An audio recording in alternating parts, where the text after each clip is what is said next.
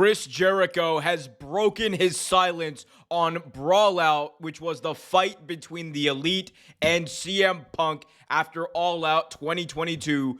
Jericho broke down part of his perspective on Twitter, now known as X. I'm going to let you know exactly what he said in just a second and break down some of the things that are coming out of this. Before I do, though, be sure to hit that like button, subscribe, hit that notification bell so you get notified whenever a new video is released. Okay, so Chris Jericho, the Demo God, the first ever AEW World Champion, was reportedly there for at least part of the brouhaha, the fight, whatever you want to call it, between the Elite and CM Punk after All Out 2022, which now, a year and a half later, we're still talking about, which is nuts.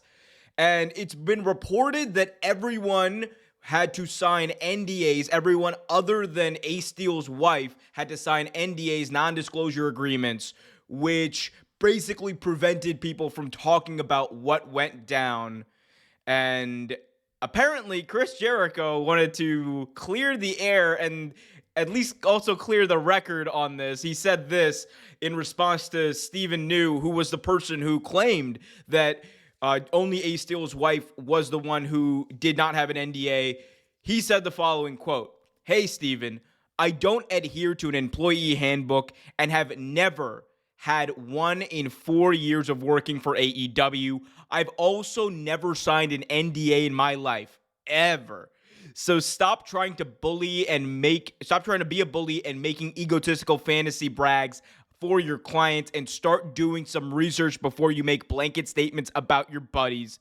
Because I saw everything that night, including how Lucy and her husband and best buddy acted. Lucy, of course, being Ace Steel's wife.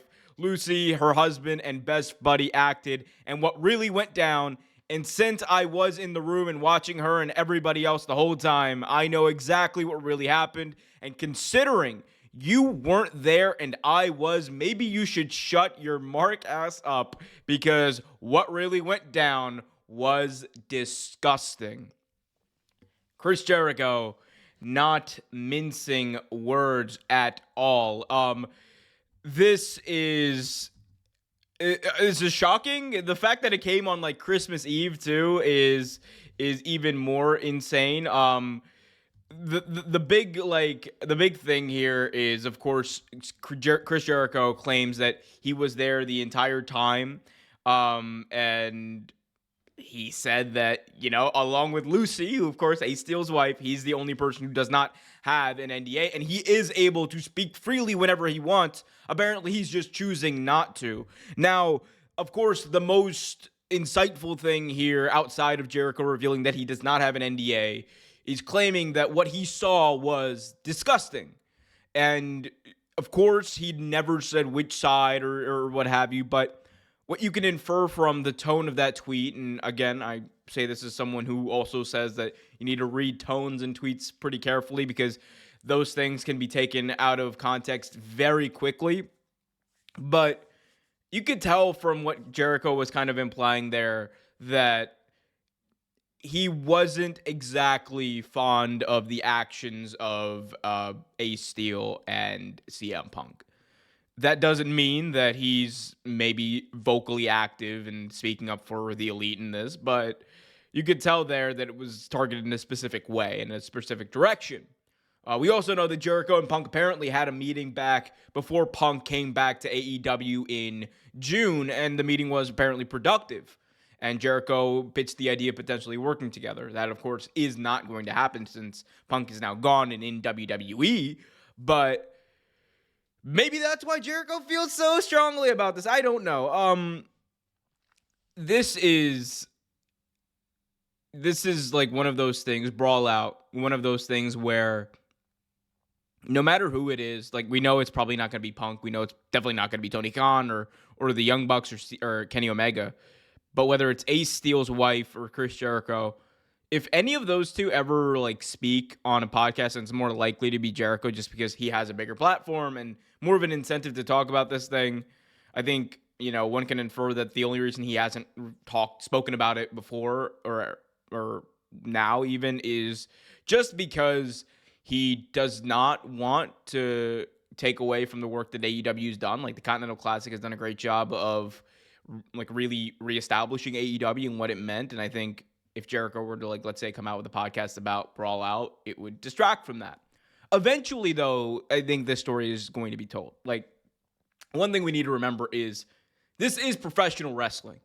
And I say this in the most cheeky and fun-loving way.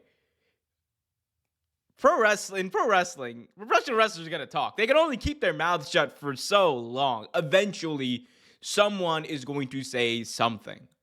And, I mean, Chris Jericho started it here, but the details of Brawl Out still remain much of a mystery. We kind of know what each side claims to have happened, according to secondhand reports, but we don't really know what exactly went down from a third party. And Chris Jericho, in this case, would be a third party because he was there. He wasn't part of the brawl. He was just kind of watching it. You know, there are other people who were reportedly in the area. Moxley, MJF apparently was also in the area as well. He wasn't there in the room, but I think whenever someone does speak out, it's going to be like how CM Punk's podcast with Cole Cabana went viral, how Moxley's podcast with Jericho went off. It's going to be like one of those moments, like one of the most talked about, listened to, watched pieces of content in professional wrestling media. Like, this story and the twists and turns it has taken and the way it has captivated professional wrestling and fans is like no other. I've never seen anything like it as a fan, as someone who's covered this for a few years now. This is like, this and everything spiraling out of it has been one of the most insane like pieces of media and stories that I've ever seen. And I think that for like the longest time, it is going to continue. Like, it is just going to happen more and more. The other thing I will note here about Stephen New is that he is the lawyer of CM Punk, so that is also something to take in here, and that kind of speaks to why Jericho, I think, was talking about like you should tell your buddies, like, because he represents CM Punk there, to Stephen New. So a lot happening here. Punk's lawyer tweeting to Jericho. Jericho's lawyer tweeting to Punk. This is a wild situation. We're a year and a half away from Brawl Out, and we still can't stop talking about it. But hey, here we are. Who knows? Maybe Jericho will talk about it on his next podcast. Let's see. Guys, let me know what you guys think in the comment section below. Will Jericho speak about it soon? What do you think about what Jericho had to say? Was it interesting? Was it something? Was it nothing? Let me know in the comment section. Also, be sure to hit that like button, subscribe, and have a very Merry Christmas. Happy holidays, everyone. Until next time, keep it real.